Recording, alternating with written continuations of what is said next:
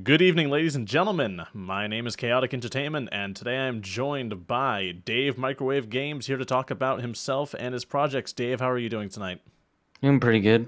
All right, thank you for coming on, and thank you for agreeing to do this. I know this is your first interview. For full disclosure for everyone listening, Dave is an indie developer. He has a few games out on Gamejolt, about 19 in total available on the platform. The first one being his 3 a.m. at the Krusty Krab, and his most recent title on there, The Strange Terror from the Deep. Dave has even had his game Strange Terror from Beyond the Stars featured and promoted right on the top banner of Gamejolt, which is not something they do with just any game. Full disclosure, I know Dave. I consider myself to be friends with Dave, so in regards to the conflict of interest, I feel I must be upfront about that. I'm also a fan of his work, so full disclosure, take the things I say if I give him any praise with just a little grain of salt. Mm-mm. So, Dave, how are you doing tonight? Doing pretty good. All right. So, just to get this out of the way, you're how old again? Oh, 18,000. But you're 18 years old. Yeah. You're 18 years old. What do your parents think about the fact that their son is making, indie games and uploading them for the world to see? I think it's pretty cool. Like, I guess they weren't really expecting me to, create these games, and they're pretty proud. Because I know on Gamejolt you have 1,300 followers. You have a pretty decent Twitter following. In the indie sphere, I know there are some huge people in indie like Scott Cawthon and such, but in the indie sphere, with the success that you have, it is very, very respectable. It's a very, very respectable amount. Do they know, just how many downloads, how many people have played your games, how many Let's Play videos there are out there? Do they have any inkling of an idea about that sort of stuff? No, not really, actually. Do they know that your projects are as popular as they are, or do they just think, oh, Dave just has his fun little hobby that he just does off in his own free time? They don't. Do they know the actual scope of, how widely and well received your works actually are, or are they just kind of in the dark about that sort of thing? Who are parents? Yes. Oh, yeah, they know. Like, they know, I guess, how, successful, I guess you could say, I'm doing. Yeah, it feels Like, weird they're to not say that really. word about yourself, isn't it? Like Yeah. you always, Yeah, it puts a dirty feeling in your mouth whenever you say that. I used to it does. be that way about my old YouTube channel and stuff back when I was on this big subscriber climb. Just like, yeah, how popular. Like, oh, that doesn't feel right. Yeah. So when did you first start making games? I feel like I started working on them, back in 2013. Like using Game Maker 8.0. Good lord. Yeah. 2013. What was I doing in 2013? I was starting my first year of college. That's what I was doing in 2013. Good lord. So you would have been what? 2013, about Probably. 12? 12 Yeah. roughly? Yeah. Jeez. And was Actually, no. I actually goes way back than that because I used that shitty website called Sploder where I made games like when I was like 10 or something like that. good lord. Yeah. How old were you when you finished your first project on Gamejolt, 3 a.m. at the Krusty Krab? Oh, I don't know. I think it was just about a year ago. Yeah, I'd say roughly a year ago. So I was just probably like 17 at that time. All right. What made you choose Gamejolt specifically as a platform? I know it's the hub of indie games, but what kind of eventually pulled you over to there? Oh, probably because of I felt like I'd get more people like following me and more people seeing my games and downloading them there. Because when I was using itch.io before that, I kind of felt like there were more people missing out. So I just started uploading on both sites at that point, you know. Right, that makes sense. And has it been as successful as you thought it would be, switching over to Yeah, working with Gamejolt more than you have Itchy, or at least incorporating it to an yeah, equal amount? yeah. I definitely say it's paid off because I've noticed a lot more people downloading it there. They even got like Strange Terror from Beyond the Stars like headlined at one point. When they promoted your game on the banner, what did they just approach you about it, or did you just wake up one morning and they were like, "Hey, by the way, here's where this is now. Enjoy." Oh, they approached me like on email. Like they messaged me if I wanted to have my game, showcase there, which was really cool of them actually. And I agreed. I was like, yeah, sure, go ahead. That'd be awesome. Yeah, And because I had got me a lot never of. I had never really seen your works before. Like I'd heard of them vaguely because a lot of your SpongeBob games were really popular in the YouTube sphere, but I at the time wasn't watching a lot of Let's Plays in that kind of era around that time. And Hmm. when I saw the game was featured up there, and the description was that it had a bunch of the older style, old retro sci-fi monsters, I was like, oh, I could get down with this. And then I started researching your works, and I was like, wait, I know this guy. It's pretty cool. So, what would you say is the not necessarily the best game you've ever made, but what is your favorite game out of all of the ones you've ever produced, ever published? Which one has a special place in your heart? That's actually kind of hard, to be honest, because I always feel like that way with Strange Terror from Beyond the Stars. There are also like previous projects out before that, like Bunky. Just a few of those to name. Right. I can't. Uh, Yeah, I can't really give a solid Bunky, answer. from what I understand about Bunky, was that more of an attempt, I would say, at more of a traditional horror for you, or Yeah, yeah. I'd say it was more like an attempt, just like for like psychological horror, and see what I could do, like making the player, I guess, feel scared each time they play, not knowing what random encounter they'll get with the just random like events that would play out in the house. right, right? Um, you mentioned you used to use Sploder as a program. What do you use now? Oh, I use Unreal Engine 4 now. Gotcha. All right. So, Definitely an upgrade. have you ever tinkered around with Unity, or have you just been Unreal? I did use Unity at one point, but that was shit. That did not go well. Not a good lord, sentences are hard. Not an interface that you were ready for. Not yeah, that too, and also because yeah, I can't code. Can't code for shit. I have to use like something basic like the blueprint system that Unreal Engine has. Gotcha. All right. So, speaking of favorites, out of all of the games that are out there right now, which one would you say inspired you the most? Which one is your favorite? Not just the ones that you've made, but like actual games that are just available from anyone on any platform ever. Which one would you say is your favorite? I'd say 40 Winks. 40 Winks. Definitely Oh 40 my Winks, the god, the old PS1 game. PlayStation 1 title? Yeah. Oh my lord, I didn't know anyone else Dude, ever played that. yeah, dude, like that inspired me when I was just a kid. Like I must have been like I don't know, 6 or something like that when I played it. That game was And hard for some as reason hell. it was, but it stuck to me like all these years. You know, when I was a kid, I used to have nightmares about the cutscenes from that game. I think for me it was The Witch. Oof. And the music from the open world when you finally got to Oh, leave the house. yeah, the Nightmare World music and all that. That was great. So, speaking of favorites, now let's move on to some not so favorites. You've had some games out that you've announced you were working on, and then over time you just kind of pulled them off the shelf. You said, "Nope, they're done. They're not going out. I do not like the way this has come out." How many times have you gotten a game almost finished and then just decided, you know what, I'm done with this, no thank you, and then just scrapped the project? A couple, I think. Like last year, I scrapped a few projects like that. Bob the Builder parody game. That one didn't go very well. I kind of just shelved it. Felt like it was too boring, generic. And then, the second one, which you voice acted in, which was that Carnivorous Chickens Yes, game. I do remember this. I will say I've gotten much better at voice acting since then. That project was a shit show. It Um, really was. It did not go well. all right. So, what are your thoughts on Gamejolt as a platform? You have all of your projects on here. I know you use itch.io first, but in terms of Gamejolt, when it stacks up against more prominent game launchers such as Steam, Origin, Epic, hell, even Uplay to an extent, what is your honest opinion of it? I mean, I think it's good, like what it's shaping into and stuff. It's just a lot of the problems with it I find are just the flood of like FNAF games and just a lot of games in general just being like stuffed into that platform. I just feel like it's hard to get notice in it, just like with any platform like Steam. But Right. I mean, it's like what you expect from like a website type platform.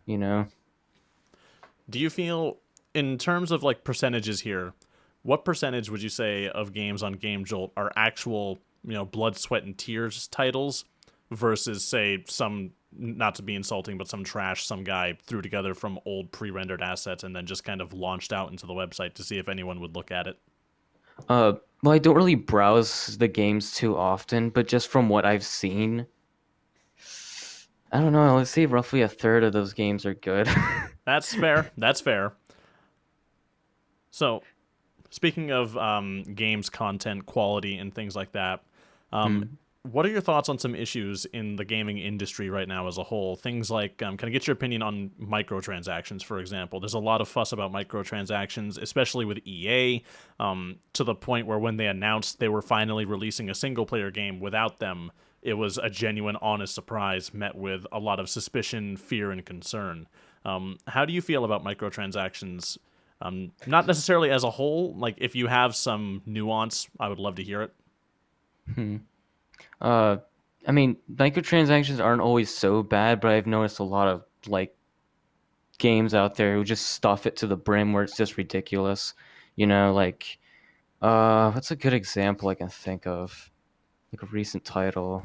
I think the one I that mean, comes to everyone's mind first, not to put words in your mouth, is Battlefront 2 seems to yeah, be. definitely Battlefront 2. Yeah, that was ridiculous. That's why I didn't even buy the game. I just felt like it was stuffed to the brim. Like microtransactions can be good if it's just cosmetics and it's not too much. Like, it's just some cosmetics or like, they're not expensive to buy, like not like $10 for one outfit. If it's just like $2, $5 at most, I'm fine with that. But when you're stuffing microtransactions or pay to win content to a game, that's like a real turnoff for me. All right. Are you old enough to remember expansion packs? Yes. Okay. I feel weird asking that question, but I remember when I was a kid they were being phased out, so I don't know how that gap kind of works. Um, how do you feel those, like the old, say, World of Warcraft expansions, the first couple of them, Diablo, or just original titles with proper expansion packs? How do you feel those stack up now compared to modern day DLC? I mean, I felt like that, well, I didn't really play those games too often to have like a really solid answer, but just from what I've seen, I guess it looked better than now. Maybe not too sure because I never really played those games or looked at it too often. All right. In terms of console exclusives, what do you? Yeah, sorry. Let me try that again. In terms of console exclusives, it used to be that game companies fought constantly for the rights to exclusives, and now in the modern day, it seems that there aren't too many of them. Some people are even saying that they wish console exclusives would end. Do you have an opinion either way about them? I mean, they can be good because it's like a console seller. For like PlayStation 4 with games like God of War, Days Gone, stuff like that. You know, it's I guess it's kind of a good thing to have, but to an extent. And it's especially not good when it's on PC with Epic and Steam. Gotcha. That So I'm that I'm gonna get crosses to the that line. later. I'm gonna get to that later with you. Don't worry. um, So, speaking of AAA titles and exclusives and all of that, there are a lot of people out there who, myself sort of included, I'm not entirely on the bus yet, but I am boarding it, who think AAA titles are starting to seriously struggle. They're starting to suffer. It seems to me that the indie genre is starting to really make its run for success. It's starting to come into its own and it's starting to climb up, and it's right at the AAA title kind of franchise's heels. What are your thoughts on that? I mean, I think it's good that that's kind of happening where the indies are starting to catch up. I guess getting better and almost becoming AAA quality. I consider those like double A quality, but like it sucks to see AAA games though like sucking now with the like amount of shit games that have been coming out recently, like Anthem and stuff, for example. Like it's sad to like think of all the games we've gotten in the past, like Mass Effect and stuff, and how those games are so good. And I feel like now it's just stuff in games with like pay to win content or microtransactions, unfinished games that feel like they're bare bones. It's just sucks. So speaking of Anthem, because you're a developer, I actually wanted to get your opinion on this. Have you heard any of the leaked discussions that came from developers in regards to what happened during the development cycle of Anthem? I think I did at one point. I don't really remember too well. I think I just saw that just like a headline on something, but never really looked at it. So it hasn't been validated as far as I'm aware, but there are a lot of accusations and rumors that there were developers who didn't even know what the game was going to be until they showed it at gaming conferences, until they showed it at E3. Oh yeah. In addition to that, it was widely believed within the office that the game was going to be a flop on release. But despite this, we had developers working insane hours, severe crunch times, sleeping under their desks, sleeping in closets, crying, having meltdowns, constant panic fits. As a developer, do you ever worry that you might push yourself too much to the point where that might happen, or do you think because you're an indie developer and this is not your this is not your specific job yet, you're not entirely financially dependent on this yet, do you kind of not worry too much about that? Not really, because I would never push myself to that point. But that worries me if, if I join a studio in the future, because that's what I plan on doing. Because I'm not sure if I'd be able to keep this up if it doesn't, do well enough as a job. I'd probably join a studio, and then that stresses me out. So we mentioned Epic. We'll get to that in a moment, but we're going to talk about Steam for a minute here. What are your thoughts on Steam in their current state, where they finally, a few months back, just kind of wiped their hands and said, you know what, adult content, we're just going to let it on, as long as it's not violating any laws or very, very specific terms of service, it can go out there, it's going to stay, have fun, do whatever you feel like doing. Some people have said they feel that, in regards to that, that is Steam just waving their hands and avoiding responsibility, whereas others say they're allowing the consumer to make their own choices. What is your take on that? I mean, I feel like it's like what they said, it's somewhat irresponsible. Like they are kind of just wiping their hands on it, but at the same time, it feels like, developers should be able to create whatever the hell they want. But kind of feel like it's going a little too far at that point where they just don't even care. I feel like there should be like some level of moderation in content and not have to like wait for, controversy to pop up and then they finally like know and they're like, oh, okay, we should take it down, you know? Right, I'm assuming you're speaking of specific titles, like there was the game that That's, was about rape. Was it Rape Day? That was yeah. pulled And that from. school shooter one, I think. Right, yeah, games that were made for the sole purpose of, if I had, it's believed they were made for the purpose of testing to see how much Steam would let people get away with. Yeah, I'm pretty sure. In regards to adult content, not necessarily violence, but the other things like, sexually explicit games, do you have an adverse opinion to that as well, or any sort of nuanced critique to that, as long as it's within the confines of the law, like it meets certain standards, or are you just indifferent to it? And I'm kind of like indifferent to it. I just feel like it's kind of weird to allow that, I like can to a certain imagine. extent. But I'm just like, whatever. I'm not even gonna care or look at it or anything, you know? I can't imagine if I was living back home and my parents walked in on me browsing Steam and I accidentally clicked from Call of Duty over to, some of the games that are on there now, especially when some of the thumbnails are extremely suggestive and, I it can be a little awkward, I could imagine. Yeah. I definitely don't imagine Origin ever doing this or Epic allowing this either. Yeah. I think also Epic talked about that at one point where they wouldn't allow, those types of games or at least like a certain extent or something like that. So the last subject I want to bring up about adult themed content, because I'm sure this is not a subject anyone wants to really hear about too much. There is a game on Kickstarter right now being funded by Studio FOW. It's called Subverse. It's an adult entertainment game, dating simulator slash waifu simulator, whatever you'll call it. It has 44,786 backers at the time of this recording and $1.6 million of Kickstarter money that has been pledged. In regards to this, do you feel, with this going on Steam, because it will be on Steam, do you believe that this sort of represents that maybe there's a market for this sort of thing in the AAA sort of genre? That perhaps there is an actual market for very high quality, big budget sort of games of this sort of entertainment, of this sort of adult standard, or do you think that this might have just been more of a fluke? I mean, I just think it's like kind of just odd. But I mean, if that's what people want, then I don't care.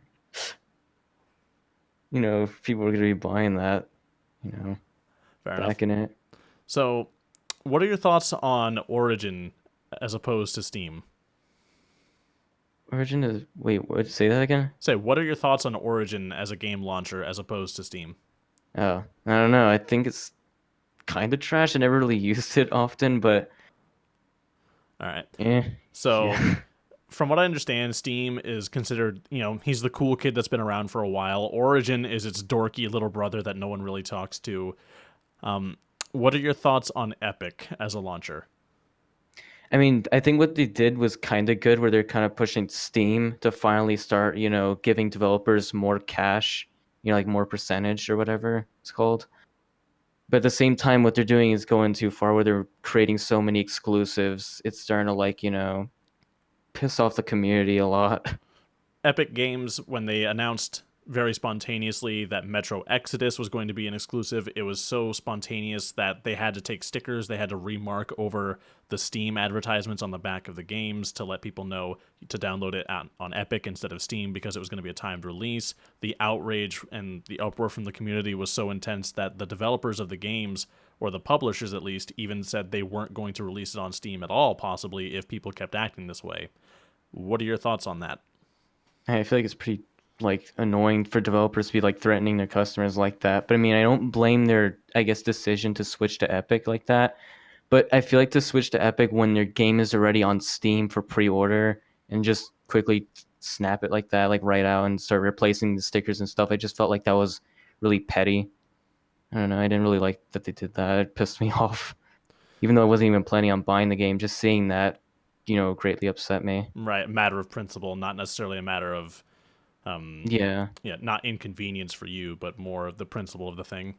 Yeah, exactly. So, Dave, what are your plans for the future? Do you have any big games coming up soon? I know you talk about it on Twitter a lot, but I don't want to, be the one to steal the thunder. I would love to hear you talk about it if you wish to. Hmm.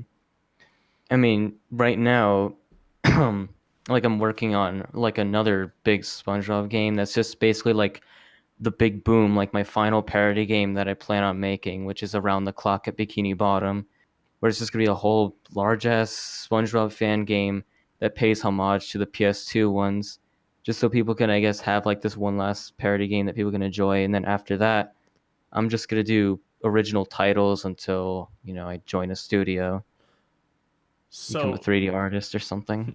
So, going through the library of published works that you have created, you've covered Sesame Street, Scooby Doo, SpongeBob, even Courage the Cowardly Dog, and Dora the Explorer.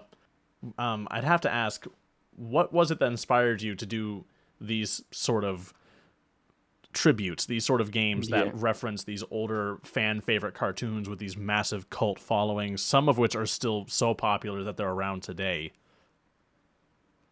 I guess my main reason why I did it was because I was trying to make a game where somebody would play it, make a YouTube video about it, it spread around and eventually become popular. And eventually that did happen with 3 Him of the Krusty Krab. And that Right. was kind of the whole point of those games. But then after that I felt bad and I'm just like, okay, I should start making original content now. And that's why you saw games like Tunky and Bunky and all that stuff and a few parody games on the side to keep the fans happy. Right. Would you say that those games, they came to existence partially because of how memeable those shows were? Yeah, just because I felt like, I guess a lot of people would just find it comedic, even though it was supposed to be horror. All right. And I think my last question for you, sir, is going to be: do you think down the road there's a project that you might do that's way bigger than anything you've done right now, like massive in scale? With the animation style you use, I imagine that you're going to stick with it for a very long time. It seems to work well for you. Do you envision ever making, say, a full length sort of game with several chapters? I think the closest one I've seen was the one that you made in the Chum Bucket that I never got a chance to put on my old channel, where it Mhm. had separate chapters and levels basically. Do you foresee in the future making a game like that, but even more expanded with even more original content, or do you think you'd rather stick to your sort of game formula you use for Strange Terror from the Deep and Strange Terror from Beyond the Stars? I'm definitely gonna try to do something more bigger scale. I'm after, around the clock, I want to see if I can do another Strange Terror game, but a final one that would basically just be a a larger scale one with multiple, maybe I guess levels or something like that. Just trying to make a full length game, basically. I'm definitely trying to do that in the future. All right. Well, ladies and gentlemen, this has been Dave Microwave Games. Dave, thank you so much for talking with me. Thank you so much for doing this. I know this was your first interview, and I must say I deeply appreciate it. At least I think it Hmm. was your first interview. Yeah, it definitely was. It Yeah. was. Ladies and gentlemen, you can find links to all of Dave's works, his Twitter page, anything else for social media that I can plug. I'll go ahead and put it right in the description of this video, and I'll make sure to plug it other places as well. Dave, before we say our farewells, is there anything you want to say? Um, don't microwave your games in a microwave. Don't. Is there anywhere Just else you don't. would microwave them? Probably in an oven. Oh, all right. You know, there's a thing about that where you're supposed to bake your graphics card if it's not working properly.